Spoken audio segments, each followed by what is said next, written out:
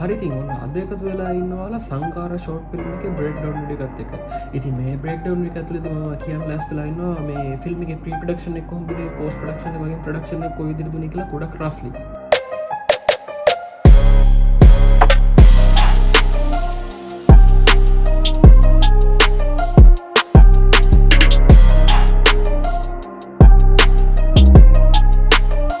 හරිදි මේ වෙනකොට මේ බ්‍රේක්ඩවුන් වීඩියෝ එක රිලීස් වෙලා තියෙනවා කියන්නේ මේ වෙනකොට මගේ YouTube channel එකේ සංකාර ෂෝට් ෆිල්ම් එක රිලීස් වෙලා තියෙන්නේ. ඉතින් ඒක බලපු නැති කට්ටිය ඉන්නවනම් මම ඒ ෂෝට් ෆිල්ම් එකේ link එක පහළ description එකෙන් වගේම මෙතන උඩ වැටෙන කාඩ් එකෙන් දාලා තියන්නම්. ඉතින් ඒක බලපු නැති කට්ටිය ඉන්නවනම් ඉස්සෙල්ලා මේක ගිහිල්ලා බලලා ඉන්න කියලා ආරාධනා කරනවා. මොකද මම අද කරන්න යන description එක වඩාත්ම හොඳට තේරෙන්නේ ෂෝට් ෆිල්ම් එක බලලා හිටුවා. ඊට අමතරව මම මේ වීඩියෝ ක්ලිප්ස් එකේ මැද්දෙන් ෂෝට් ෆිල්ම් එකේ යම් අවශ්‍ය කරන කොටස් ටික දාලා තියන්නම්. ඒ වගේම behind scenes ටිකක් මේ වීඩියෝ එකෙන් මම දාලා තියන්නම්. ඉතින් මුලින්ම ප්‍රී ප්‍රොඩක්ෂන් එක ගැන කතා කරනවා නම් අපි මුලින්ම කරේ ස්ටෝරි එකක් ඩෙවලොප් කරගන්න එක.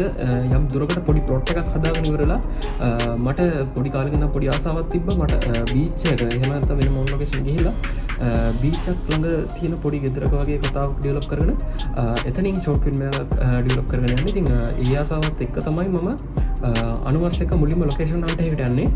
ඉතින් ඒ විදිහට මම කවර් ගන්න මුලින්ම හලාවත. ඒකෝර මම හලාවත ගිහිල්ලා මට ඕන වෙලා තිබ්බ ලොකේෂන් එක වල හොයාගන්න පුළුවන් වේද කියන සැකයක් තිබ්බට මගේ ඔළුවේ තිබ්බ යම් දුරකට කොයි විදිහේ ගෙදරක්ද මට ඕනේ, කොයි විදිහේ ලොකේෂන් එකක්ද මට ඕනේ කියන එක. ඉතින් ඒකත් එක්ක මම ගිහිල්ලා අපේ අඳුරන මම කෙනෙක් එක යමක් කරන්න ඕනේ උචිත මමත් එක්ක ගිහිල්ලා එතන හොඳ ලොකේෂන් එකක් මට හම්බුණා. එතකොට ඒ ගෙදර අයිති ප්‍රදීප් කියන මේ ප්‍රදීප් අයියට. එතකොට එයා ගොඩක් කැමැත්තෙන් මේ දුන්නා අපිට. මම මුලින්ම අවසර ගන්නකොට කොහොමද අපි මේක කරාට කමක් නැද්ද, ඔයාලට ප්‍රශ්නයක් නැද්ද කියන එක ඊට පස්සේ කිසිම උනන්න පුතේ ඔයාලා වැඩි කරගෙන යන්න කියලා කිසිම පැකලෙමින් නැතුව මේ අපිට එදා ගෙදර දුන්නා. එදා අපි ලොකේෂන් හන්ට් එකට ගියේ ප්‍රොඩක්ෂන් එකට දවස් මේ සති දෙකකට වගේ කලින් ඉඳන්. ඉතින් ඒ විදිහට කිසිම ප්‍රශ්නයක් නැතුව අපි ලොකේෂන් හන්ට් එක කරගත්තා. එතන මම හිතපු විදිහම ගයක් මට හම්බුණා එතනින් බීච් එක ළඟ වගේ පාරට ළඟ. ඉතින් මොකද අපේ මේන් ස්ටෝරි ලයින් අප් එකේ අපිට වැදගත්ම කොටස් තුන තමයි බීච් එක, ඊට හැපැත්තේ ගෙදර, ඊට හැපැත්තේ පාර කියන කොටස් තුන. මේ ෆිල්ම් එක බලපුවා ඊට තේරෙනවා ඇති ඇයි ඒ විදිහට මම ලොකේෂන් එකක් තෝරගන්න හිතුවේ කියලා. මේ ඉතින් ඒ විදිහම ගයක් මට හොයාගන්න පුළුවන් උනේ මේ ප්‍රදීප් අයියා හින්දා. ඉතින් ලොකේෂන් හන්ට් එක හරි විදිහට උනාට පස්සේ මම එතනින් පස්සේ යන්නේ ක්‍රූ එකක් ඩෙවලොප් කරගන්න. ඉතින් ඒ වෙනකොට මට අර ස්ථිර ක්‍රූ එකක් කියලා හිටියේ නෑ. ඊට අමතරව මට මාත් එක්කම ඔයිට කලින් මම ප්‍රොඩක්ෂන් වලට මට සපෝට් එක දුන්න කීප දෙනෙක් එක්ක මම ක්‍රූ එකක් ඩෙවලොප් කරගන්න පටන් ගත්තා. වගේම ඇක්ටර්ස්ලා තෝරගන්න එක කරා. ඉතින් මේ ස්ටෝරි ලයින් අප් එකේ අපිට තියෙන්නේ ඇක්ටර්ස්ලා 4 දෙනයි. අක්කගේ කැරක්ටර් එක, මල්ලි කැරක්ටර් එක, ඒ වගේ මෙතන ඉන්න ලවගේ කැරක්ටර් එක වගේම පොලිස් සල්ලි ඉල්ලගෙන එන කෙනෙක්ගේ කැරක්ටර් එකක් තමයි තියෙන්නේ සම්පූර්ණ මේන් ස්ටෝරි ලයින් අප් එකේ. ඒ වගේම ඔඩියෝ කැරක්ටර්ස් තියෙනවා තව ටිකක්. ඒවා ඔඩියෝ විදිහට විතරයි යන්නේ. ඉතින් ඒ ඔක්කොම දේවල් මම සිලෙක්ට් කරගත්තට පස්සේ මම ක්‍රූ එකකුත් යම් දුරකට හදාගෙන ඒගොල්ලන්ගෙන් වෙන්න ඕන දේ මම යාලට පැහැදිලි කරලා එයාලටත් ඒකට ප්‍රිපෙයාර් වෙන්න පොඩි කාලයක් දීලා මම ප්‍රොඩක්ෂන් එකට යනවා අප්‍රේල් මාසේ මුලම මම ප්‍රොඩක්ෂන් එකට ගියාට පස්සේ තමයි ඔක්කොම වැඩ ටික පටන් ගන්නේ.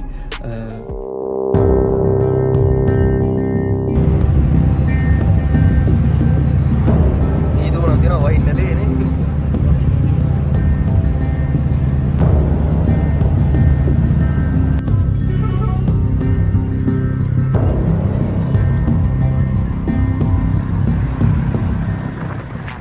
ඉතින් අපි හිතපු වෙලාවට වඩා චුට්ටක් පරක් වෙලා වුණත් අපි අපේ ලොකේෂන් එකට සෙට් වුණා උදෙන්ම.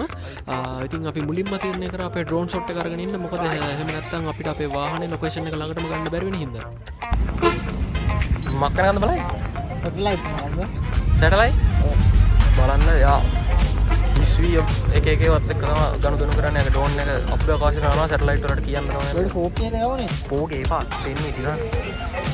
කොහොමරි අපි අපේ ඩ්‍රෝන් ෂොට් එක අපිට ගැලපෙන විදිහටම අපි ගත්තා. ඒ වගේම ක්‍රූ එකත් ලොකු සපෝට් එකක් තිබ්බා මේ ඩ්‍රෝන් ෂොට් එක ගන්න. ගොඩක් සපෝට් එකක් දුන්නා. අර තාප්පේට මුන් නෑ. ඒ බෑබංගෝ. පොඩ බෑබංගෝ. අනේ බෑ මාරු නැග්ගේ. එයා ඩ්‍රෝන් එකේ ෂොට් එක ගන්න ඕනි. බෑ. බෑ.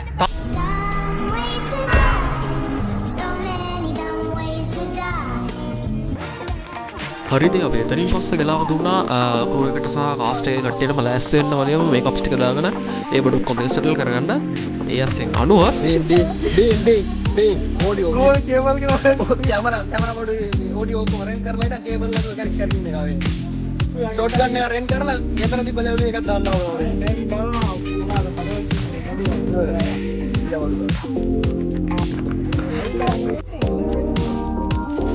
मूल दिवस समाज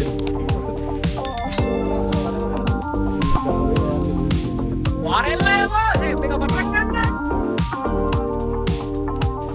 කොහොමයි ඔය මයික් එකේ ප්‍රශ්නෙත් එක්ක 90 ආපහු ටවුන් එකට ගිහිල්ලා කේබල් අරගෙන එනකන් අපි අපේ අන්තිම මේකප් එක දාගන්න පටන් ගත්තා මේ කාස්ට් එකට. එතකොට කේබල් එක ගෙනාවට පස්සේ අපිට ප්‍රොඩක්ෂන් එක පිළිවෙල පටන් ගන්න පුළුවන් ඉන්න 2000 years later.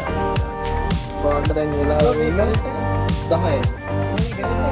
පාන්දර මමට පිටත් වුණාට හරිද මම කොහොමද කියන්නේ ප්‍රශ්නට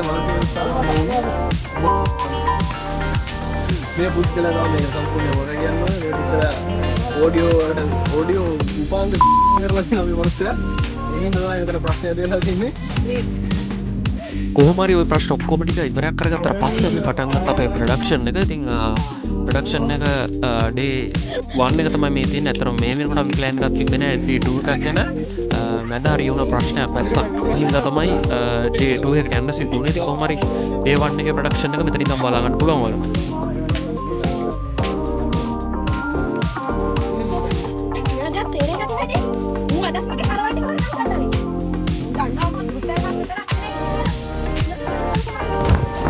Molly ready go. Hurry, 1, 2, 3, action.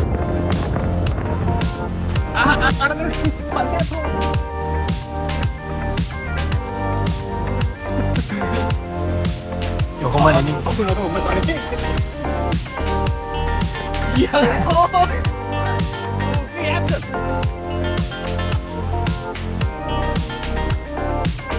Kawan nih.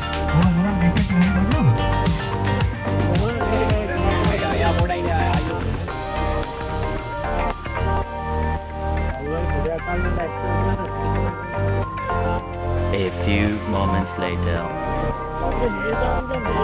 Wah ini nih kita pulang. बैठी बन बहुत सुंदर यार आरू के यार उस बतर माइक के बटन ने एक कितना ඔක්කොම VFX වලින් කොට දාන්නේ දැරලෙන් කොටයි බලක පාත් කරන්න ඕනේ ඒ කරන්නේ කොහොම හරි දවස් වෙනකොට අර බයෙන් හිටියා වගේම වහින්න පටන් ගත්තා හොඳටම. ඉතින් ඒකත් එක්ක අපිට සිද්ධ වුණා ප්‍රොඩක්ෂන් එක නවත්තන්න වැස්ස අඩු කරද්දි කියලා බලන් හිටියා. හරියන්නේ නැහැ වැස්ස වැඩිම තමයි කරන්නේ. ඉතින් කොහොම හරි ප්‍රොඩක්ෂන් එක නවත්තලා අපිට සිද්ධ වුණා ඩේ 2 එකට ෂිෆ්ට් වෙන්න.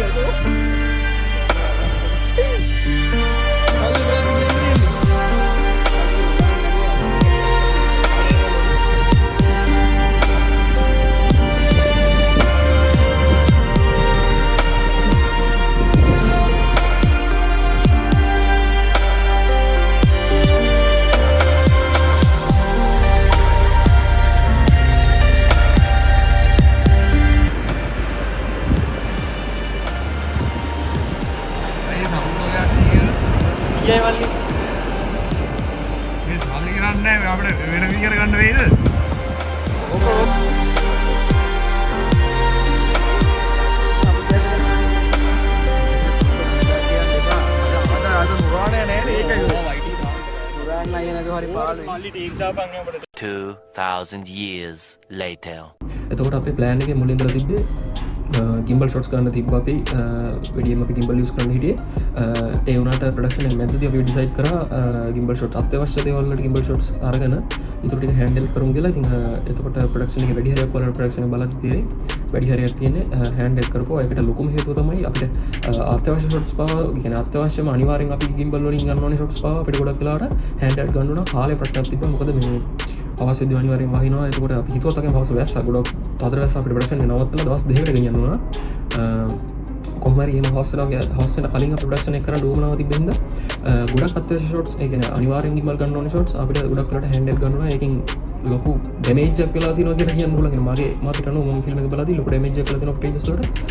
ඒ කියන්නේ අපි software වලින් stabilizers use කරාට ඒක එච්චරම හොඳ ඔප්ෂන් එකක් වෙලා නැහැ කියලා තමයි මට හිතෙන්නේ.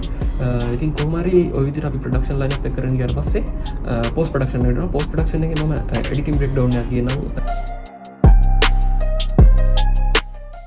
ඉතින් මම පෝස්ට් ප්‍රොඩක්ෂන් එක ගැන ලොකු විස්තරයක් කරන්න බලාපොරොත්තු වෙන සම්පූර්ණ බ්‍රේක්ඩවුන් එකක් කරන්න යන්නේ මේ එඩිට් වර්ක් ෆ්ලෝ එක ගැන.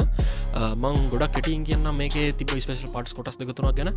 එකක් තමයි අපිට ඒ වාහනෙන් හැප්පෙන කොටස. ඒ කියන්නේ මල්ලි කියන කැරක්ටර් එක මල්ලිගේ කැරක්ටර් එක කේසර මල්ලි කැරක්ටර් එක වාහනේ වෑන් එකට ඇක්සිඩන්ට් එක වෙන වෙලාව. ඉතින් ඒක VFX එඩිට් එක කරේ නම් සිතයි. ඒක පර්සනල් සැටිස්ෆයිඩ් වෙන්න පුළුවන්. ඒකෙන් මේ හිතපු බලාපොරොත්තු විදියට ඇවිල්ලා තියෙනවා කියන එක. ඉතින් එඩිටිං වර්ක් ෆ්ලෝ එකේ අවුල් ගිය එක තැනක් තමයි මේ අපේ අර බ්ලීඩිං පොයින්ට් එක අපේ අර හැප්පුණාට පස්සේ අපි ගන්න ඕන මල්ලි පාර වැටලා ඉද්දියාගේ ලේ ගලන පොයින්ට් එක. ඒකේ අවුල් ගොඩක් තිබ්බ එකක් තමයි අර අත දිගේම ලේ හැලුණ එක. ඉතින් ඒක පොඩ්ඩක් අර අන්නැචරල් ගතියක් තියෙනවා. ඒක හින්දා ඒක පොඩි ප්‍රශ්නයක් වුණා. ඒ වගේම තමයි ඒක මේ අපිට ඇත්තටම කියන්නේ ඒ ලේවලට හරින කලයකම හදාගන්න බැරි වුණායද ඒ තිබ්බ ප්‍රශ්නත් එක්ක හරි මේ ඒක සම්පූර්ණ කියන්නේ හරි ඉන්ක් එක ඒක රෝස පාටින් එකක්. ඉතින් එතකොට ඒ රෝස පාටින් ඉන්ක් එක අපි කලර් ග්‍රේඩ් එකෙන් තමයි රතු පාටට ගන්න හිටියේ. ඉතින් ප්‍රශ්න වෙලා තිබ්බේ අපේ තිබ්බ කැමරාස් හොඳම කැමරාස් දෙකම බැටරි ලෝ වෙලා ඕෆ් වුණා ඒ වෙලාවේ. ඉතින් ඒ දෙක රීචාර්ජ් එකට දාලා ඒක චාර්ජ් කරනකම් අපිට අර ටයිම් ප්‍රශ්නේ තියෙන හින්දා අපිට ඉතුරු වෙලා තිබ්බ කැමරෙන් අපි කරන්න ගත්ත 100D එකකින් Canon 100D එකකින් කරන්න පටන් ගත්තා. ඒක bit rate වල මදිපාඩු ප්‍රශ්නෙත් එක්ක කලර් ග්‍රේඩ් එකේදී ඇත්තටම අපිට ඕන කරන කලර් එක يعني බ්ලඩ් වල තියෙන ඩෙප්ත් එක අපිට ගන්න බැරි වුණා ඇත්තටම. ඉතින් එතන ගොඩක් ලොකු ප්‍රශ්නයක් තියෙනවා. ඒක බලන ඕන කෙනෙක්ට තේරෙනවා. ඒක එතන ගොඩක් මේ අස්වාභාවික අවුල් ප්‍රශ්නයක් තියෙනවා කියන. ඉතින් ඊට පස්සේ ආවිශේෂ මතක කරන ඊට පස්සේ අපේ ටයිටල් එක ඩිසයින් කරේ අපි දම්සිතය. ඉතින් ඒකේ මීනින්ග් එකක් තියෙනවා. يعني සංකාර කියන ඒකේ අපි යූස් කරලා තියෙන ටෙක්ස්චර්ස් වල මීනින්ග් එකක් තියෙනවා. ඔය අවසාන රාකුරට අපි අරගෙන තියෙන මේකේ සරුංගල් නූලක් තමයි අරගෙන තියෙන්නේ ත්‍රෙඩ් එකක් විදියට. ඒ කියන්නේ ඒ ටයිටල් එක ගොඩක් zoom කරලා බලුවොත් එහෙම ඒ ත්‍රෙඩ් එකේ තියෙන ඒ චූටි මේ ඉරි බලා ගන්න පුළුවන්. ඒක මේ මම දැන් ෆිල්ම් එකේදී අපි අන්තිමට යූස් කරපු අවුට්රෝ එකේ එහෙම ඒක බලා ගන්න පුළුවන්. මොකද ඒක තියෙන්නේ කළු බෑග්ග්‍රවුන්ඩ් එකකින් හින්දා. ඉතින් ඒ වගේම සයන්නේ ඉස්සරහායේ තියෙන්නේ මුහුදු රැල්ලක් තමයි අපි එකෙන් පෙන්වන්න try කරලා තියෙන්නේ. ටයිටල් එකේ විදිහට තමයි ඩිසයින් එක කරලා තියෙන්නේ. ඒකට ගොඩක් thank you කියන්න ඕනේ අමුලින් දම්සිතයට. ඉතින් ඔය ටික තමයි මට කියන්න තියෙන්නේ පෝස්ට් ප්‍රොඩක්ෂන් එක ගැන කෙටියෙන්. ඉතින් සාමාන්‍යයෙන් පෝස්ට් ප්‍රොඩක්ෂන් එඩිට් එකට මට ගියා සාමාන්‍යයෙන් මගේ සෙෆ්ස් ඕකේ ඔක්කොම එඩිට් එකට කලර් ග්‍රේඩ් ඇතුළු ඔක්කොම සම්පූර්ණ එඩිට් එකට මට ගියා සම්පූර්ණ කාලය සති 2.5ක් විතර ගියා. එක දිගට ෆුල් ටයිම් එඩිට් යන්න මේ ගියේ. ඒක හින්දා සති 2.5ක් විතර ගියා මට මේ සම්පූර්ණ එඩිට් එක ඉවර කරගන්න. ඉතින් ඒකත් එක්ක මම හිතනවා පෝස්ට් ප්‍රොඩක්ෂන් එකේදී මම මේ මුලදී ප්‍රී ප්‍රොඩක්ෂන් එක මගේ ඔළුවේ ඇදලා තිබ්බ කතාවම එළියට ගන්න පුළුවන් වුණා කියලා. කොහොමත් බලන ඔයාලගේ අතේ තමයි තියෙන තීරණය. කොහොමද ඔයාලගේ රේට් එක තමයි ඒකේ ඇත්තම රේට් එක වෙන්නේ ෆිල්ම් එක. ඉතින් ඔය විදිහට තමයි පෝස්ට් ප්‍රොඩක්ෂන් එක සිද්ධ වුණේ.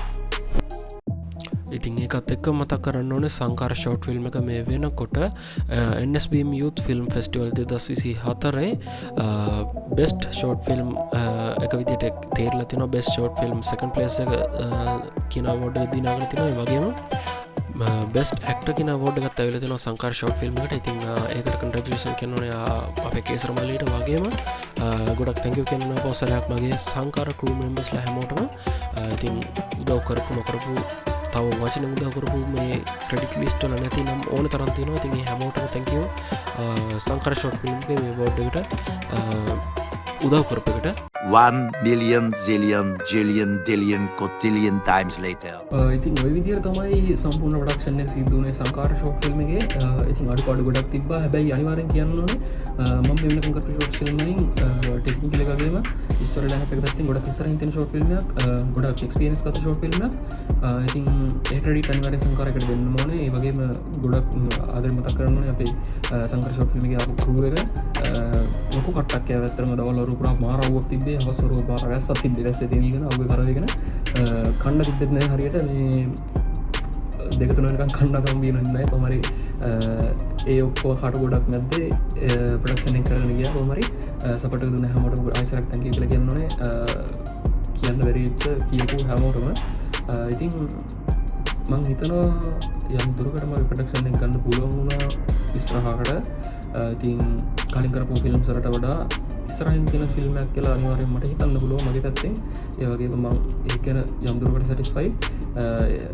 තියෙන වැරදි ගොඩක් ඔයාලට පේනවා ඇති. ඒවා පල්ලෙන් කමෙන්ට් සෙක්ෂන් එකෙන් දාලා යන්න. ෆිල්ම් එක ගැන ෆිල්ම් එක බලපයි ෆිල්ම් එක ගැන අදහසත් පල්ලෙන් කමෙන්ට් සෙක්ෂන් එකෙන් දාගෙන යන්න.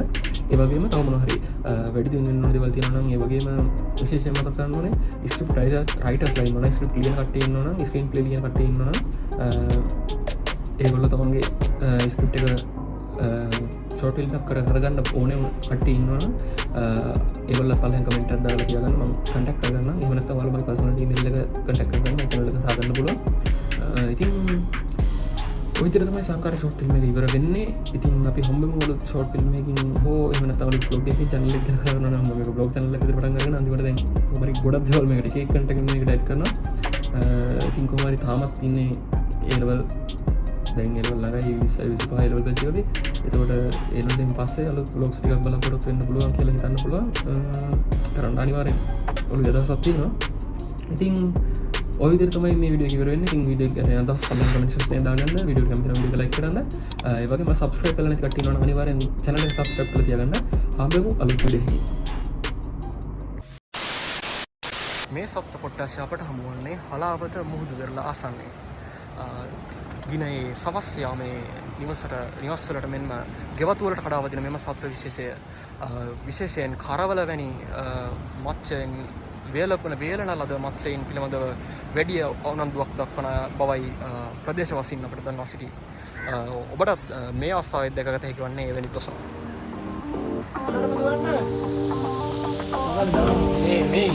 එම සත්ත්ව විශේෂයෙන් වයිල්ඩ් ලයිෆ් ෆොටෝග්‍රැෆි. යා පන්දාට කරන්නේ. පන්දාට රෙන්ඩින් කරනවා.